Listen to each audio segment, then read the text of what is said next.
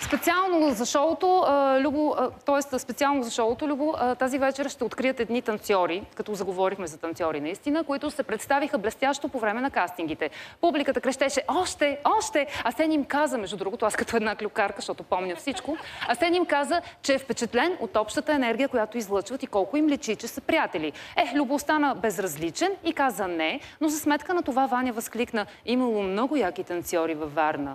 Нека си припомним кои са Lions Crew от Варна. Rack City, bitch, rack City, bitch. Hundreds. Rack City, bitch, rack City, bitch. Ние сме Lions Crew, от Варна сме.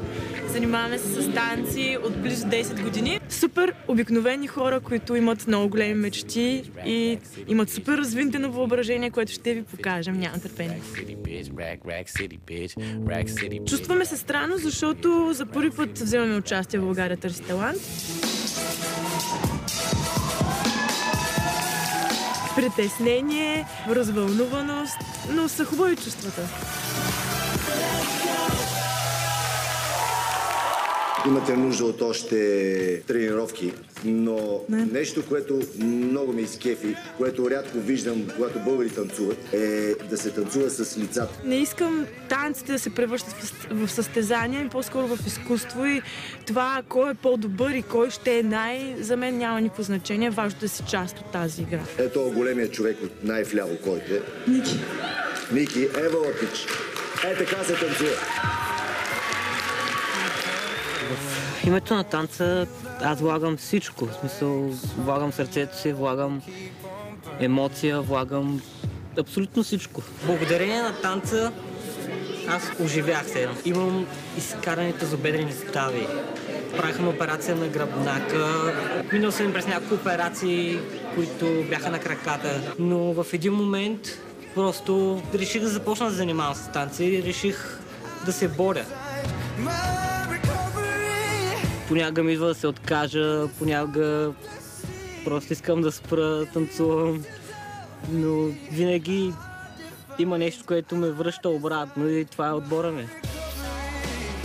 Те са винаги до мен и те ми помагат, те ме надъхват и така, ако не бяха те, нямаше да съм това, което съм. Подготвяме. Много не ми се иска да издавам, защото аз съм сигурна, че много хора ще се изненадат от решението ни. Много ще въздействаме и със сигурност ще има много сълзи в очите на хората. Ще ги докоснем със сигурност много.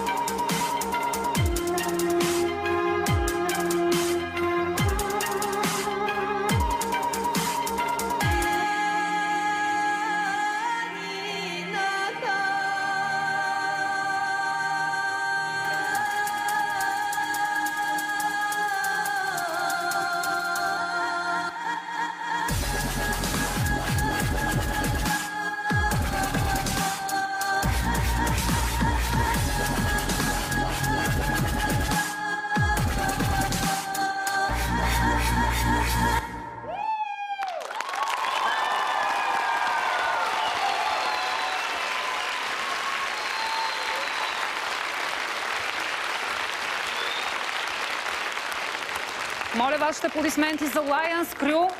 Заповядайте тук в центъра на... с кой да говоря сега? С кой да говоря? Ела с теб да си говоря, че държиш знамето. Заповядай този микрофон. Благодаря.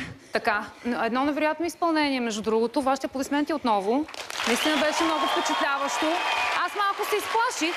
Малко се притесних, защото отстреляхте журито в един момент с нещо огромно. Не знам как се казва това. Да ви попитам сега съвсем сериозно. На мен много ми хареса вашето изпълнение, но защо избрахте такава тема? Ами, първо, защото сме българи. И решихме, че виждаме много малко танци, включени с някакви български мотиви. И... Не може, трябва да си вземе малко дъх. То не е лесно това. Наистина не е много лесно. Добре, ще ви дам възможност малко да си вземете дъх и ще се обърна към журито за вашия коментар. Асене, впечатли ли се този път от този танц, който видя на сцената? Аз този път видях спектакъл. И съм много впечатлен, наистина. Браво! Много благодаря. Супер. Стреляйте ги малко по-често. Виж колко добре се държат, когато ги отстрелвате. Как се казва това нещо? Извинявайте. Какво е това? Картечница. Аз не съм ходила в казарма, не ги знам тези неща. Искам да помоля наистина за вашия коментар. Любо, какво ще кажеш за това изпълнение? Аз съм доста объркан от сюжета. Защо? Защото той тръгна първо като някакъв милитари вариант на червената шапчица.